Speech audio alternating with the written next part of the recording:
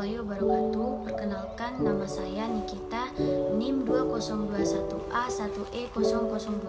Saya akan menjawab 3 soal UAS statistik. Pertanyaannya yaitu, apa perbedaan antara statistik deskriptif dan statistik inferensial?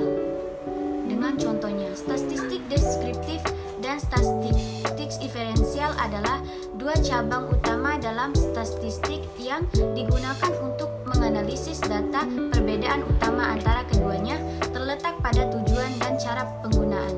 Statistik deskriptif digunakan untuk menggambarkan dan merangkum data secara numerik atau grafis. Tujuan utamanya adalah untuk memberikan pemahaman yang komprehensif tentang karakteristik ada seperti ukuran penyebaran, misalnya variansi, simpangan buku, distribusi data, dan pola-pola umum lainnya. Statistik deskriptif memberikan gambaran yang dianalisis tanpa mengambil kesimpulan lebih lanjut atau generalisasi terhadap populasi yang lebih besar. Contoh penggunaan statistik deskriptif adalah ketika Anda memiliki data tinggi badan siswa di sebuah sekolah. Anda dapat menghitung rata-rata tinggi badan siswa, simpangan baku, dan distribusi tinggi badan dengan menggunakan statistik deskriptif. Anda dapat memberikan gambaran yang komprehensif tentang data tersebut. Di sisi lain, statistik inferensial digunakan untuk membuat kesimpulan, membuat prediksi, atau menguji hipotesis. Berdasarkan data sampel yang diambil dari populasi yang lebih besar, statistik inferensial melibatkan penggunaan teknik sampling, estimasi parameter, dan hipotesis untuk membuat generalisasi tentang populasi berdasarkan data sampel yang terbatas. Contoh penggunaan statistik inferensial adalah ketika Anda ingin mengetahui apakah ada perbedaan yang signifikan dalam rata-rata tinggi badan antara siswa laki-laki dan siswa perempuan di seluruh populasi sekolah. Anda dapat mengambil sampel siswa dari populasi tersebut menggunakan statistik inferensial untuk menguji hipotesis dan kemudian membuat kesimpulan apakah perbedaan itu disignifikan secara statistik atau kebetulan. Jadi perbedaan utama antara statistik deskriptif dan statistik inferensial adalah bahwa statistik deskriptif digunakan untuk merangkum dan menggambarkan data yang ada, sedangkan statistik inferensial digunakan untuk membuat generalisasi dan mengambil kesimpulan tentang populasi berdasarkan data sampel yang diambil. Pertanyaan kedua yaitu, jelaskan pengertian populasi dan sampel. Dalam statistik, populasi mengacu pada himpunan lengkap individu, objek, atau peristiwa yang ingin kita pelajari atau generalisasi. Populasi mencakup semua elemen yang relevan untuk tujuan analisis statistik yang kita lakukan. Misalnya, jika kita ingin mengkaji tinggi badan semua siswa di sebuah sekolah, maka populasi akan mencakup semua siswa di sekolah tersebut. Namun seringkali sulit atau tidak memungkinkan untuk mengumpulkan data dari seluruh populasi karena keterbatasan waktu, sumber daya, atau kendala praktis lainnya.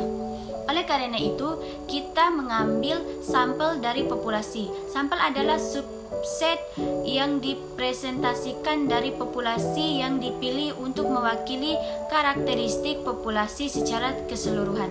Tujuan pengambilan sampel adalah untuk membuat inferensi tentang populasi berdasarkan data yang terbatas ini. Pemilihan sampel yang baik sangat penting dalam statistik karena kesalahan dalam pemilihan sampel dapat mengarah pada kesimpulan yang tidak akurat atau tidak dapat dipertanggungjawabkan. Beberapa metode pengambilan sampel yang umum digunakan termaksud pengambilan sampel acak sederhana atau simple random sampling, pengambilan sampel acak berstrata, dan pengambilan sampel berdasarkan kluster. Jadi secara singkat, populasi adalah himpunan lengkap individu, objek atau peristiwa yang ingin kita pelajari atau generalisasi, sedangkan sampel adalah subset yang direpresentasikan populasi yang dipilih untuk mewakili karakteristik populasi secara keseluruhan. Pertanyaan ketiga, jelaskan dan berikan masing-masing satu contoh dari purposive sampling, sampling jenuh, snowball sampling, incidental sampling. Yang pertama, purposive sampling. Purposive sampling adalah metode pengambilan sampel di mana peneliti secara sengaja memilih individu atau kelompok tertentu yang dianggap paling relevan atau mewakili karakteristik tertentu yang ingin diteliti. Pemilihan sampel didasarkan pada tujuan penelitian dan pengetahuan penelitian tentang populasi. Misalnya dalam penelitian tentang kebiasaan makan sehat, penelitian kemungkinan memilih sampel dan individu yang diketahui memiliki pola makan yang sehat berdasarkan pengetahuan awal mereka.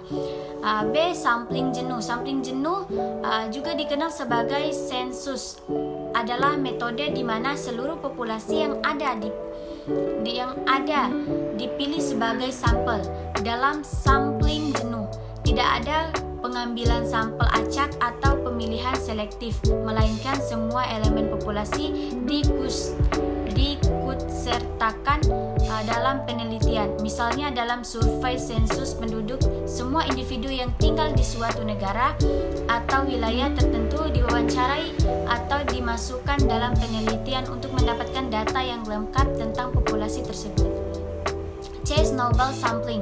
Snowball sampling atau pengambilan sampel pola salju adalah metode pengambilan sampel di mana peneliti memulai dengan memilih beberapa individu atau kelompok awal yang memenuhi kriteria yang ditetapkan. Kemudian individu yang dipilih tersebut memberikan rekomendasi atau mengarahkan peneliti kepada individu lain yang sesuai dengan kriteria yang sama.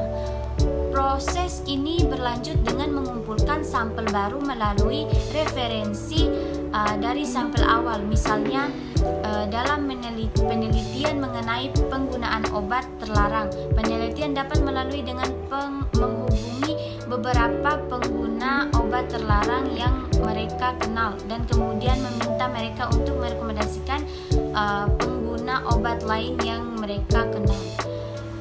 D. Incidental sampling. Incidental sampling juga dikenal sebagai convenience sampling, adalah metode pengambilan sampel yang melibatkan pemilihan individu yang paling mudah diakses atau tersedia untuk penelitian. Memilih sampel didasarkan pada kenyamanan dan ketersediaan individu tersebut. Misalnya dalam penelitian di sebuah perguruan tinggi, penelitian dapat memiliki sampel dari mahasiswa yang hadir pada suatu acara tertentu atau di lokasi tertentu karena mereka mudah dijangkau oleh peneliti.